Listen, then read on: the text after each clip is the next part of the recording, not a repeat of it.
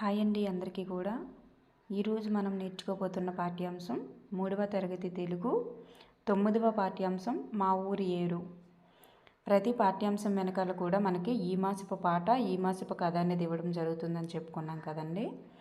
మనకి ఈ పాఠ్యాంశం వెనక పంట చేలు అనే ఈ మాసపు పాట ఇవ్వడం జరిగింది. కథ నుంచి బుద్ధి బలం అనే కథని ఇవ్వడం జరిగింది. వాటి గురించి కూడా మనం నేర్చుకోవాల్సిన అవసరం ఉందండి. నెక్స్ట్ మనం బిట్లు చూసుకున్నట్లయితే మా ఊరి ఏరు పాఠ్యాంశం ఏ ప్రక్రియకు చెందినది అంటే గేయము. మా ఊరి ఏరు పాఠ్యాంశం యొక్క ఇతివృత్తం ఏమిటి అంటే ప్రకృతి వర్ణన. మా ఊరి ఏరు పాఠ్యాంశం యొక్క రచయిత ఎవరు అంటే మధురాంతకం రాజారాం. గుర్తుపెట్టుకోండి, ఎందుకంటే ప్రకృతి వర్ణన ఏంటంటే ఆ పేర్లోనే ఉంది చూసారా, మా ఊరి ఏరు. ఏరు అనేది అంటే మాదంతా ప్రకృతి కదండి.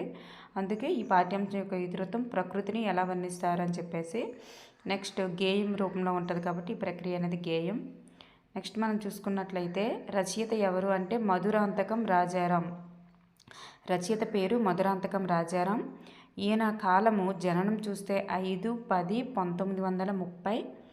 ఆయన మరణం 1/4/1999. ఈయన సుప్రసిద్ధ కథకులు. అలాగే రాయలసీమ జీవితాన్ని ప్రతిబింబిస్తూ, రాయలసీమ జీవితాన్ని ప్రతిబింబిస్తూ 4,000కు పైగా కథలు రాశారు. 400కు పైగా కథలు రాశారు.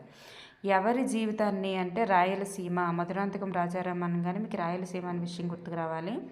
రాయలసీమ జీవితం ఎలా ఉంటుందని దాని గురించి 400కు పైగా కథలు రాశారంటండి. నెక్స్ట్ మానవ సంబంధాల్లోని సున్నిత పార్శ్వాలను కూడా చిత్రించారు. మానవ సంబంధాలు ఎలా ఉంటాయి, వాటి యొక్క మనస్తత్వాలు ఎలా ఉంటాయి, అవన్నీ కూడా సున్నిత పార్శ్వాలన్నింటినీ కూడా ఆయన చిత్రించారు. నెక్స్ట్ ఈయన ఉత్తమ ఉపాధ్యాయులు కేంద్ర సాహిత్య అకాడమీ పురస్కారం కూడా అందుకున్నారు. ఈయనకు వచ్చిన బహుమతి ఏంటి, ఈయనకు వచ్చిన అవార్డు ఏంటి అని అంటే కేంద్ర సాహిత్య అకాడమీ అవార్డు. నెక్స్ట్ రచయిత ఏరును అందమైన పూల తోటతో పోల్చారు. ఏరుని దేనితో పోల్చారంటే ఇక్కడ మా ఊరి ఏరు కదండి, ఆ ఏరు గురించి ఆయన వర్ణించి ఏరుని దేనితో పోల్చాడు అంటే అందమైన పూల తోటతో పోల్చారు. నెక్స్ట్ మనకి ఈ పంట చేలు అనే ఈ మాసపు పాట అనేది ఇవ్వడం జరిగిందని చెప్పాం కదండి. ఈ పంట చేలు అనే ఈ మాసపు కథ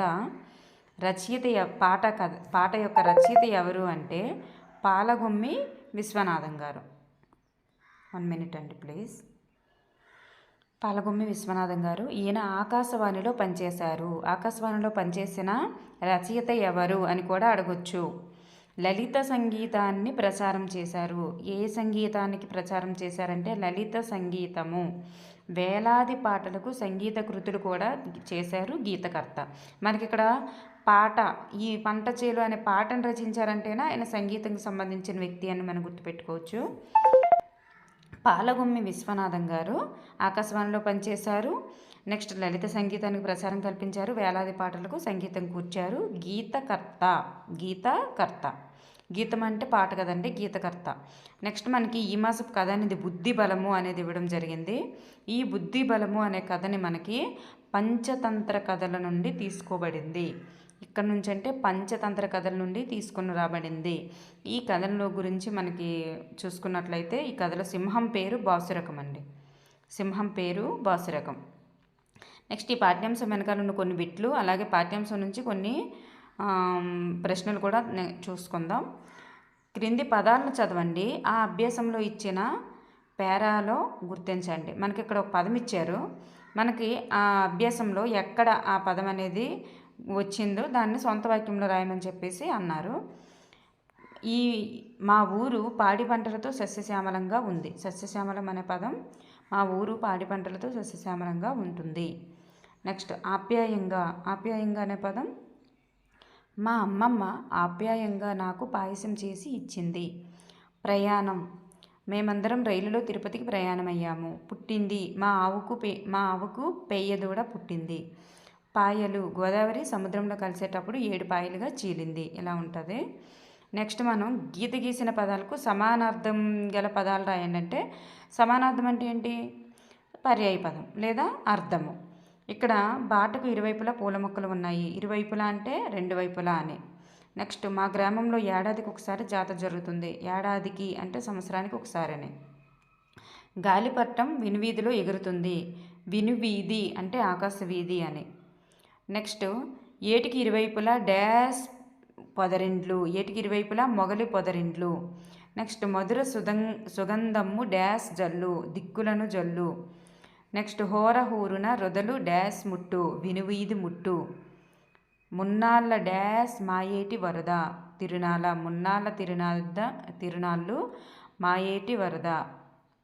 చూడండి, మున్నాళ్ళ తిరునాళ్ళ అంటే మనం యాత్రలో అంటాం కదండి, అది మాయేటి వరద. నెక్స్ట్ మా ఏరే మాకొక్క డాష్ వనము. ఉద్యానవనము. ఇవి పాఠ్యాంశంలోనివేనండి, గుర్తుపెట్టుకోండి. ఏటికి ఇరువైపులా ఏం పొదరిండ్లు ఉన్నాయంటే మొగలి పొదరిండ్లు. మధుర సుగంధము డాష్ జల్లు అంటే దిక్కులంతా జల్లుతుంది.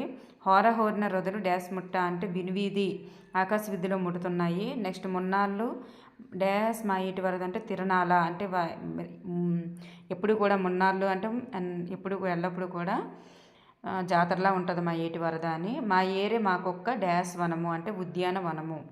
నెక్స్ట్ కొన్ని బిట్లు చూసుకున్నట్లయితే అండి, ఓవర్ అండి పాఠ్యాంశము. ఈ పాఠ్యాంశం నుంచి ఇంకేం బిట్లు లేవు. గ్రామర్ పార్ట్ కూడా మనకి ఏమంతగా ఇవ్వలేదండి. Thank you everyone.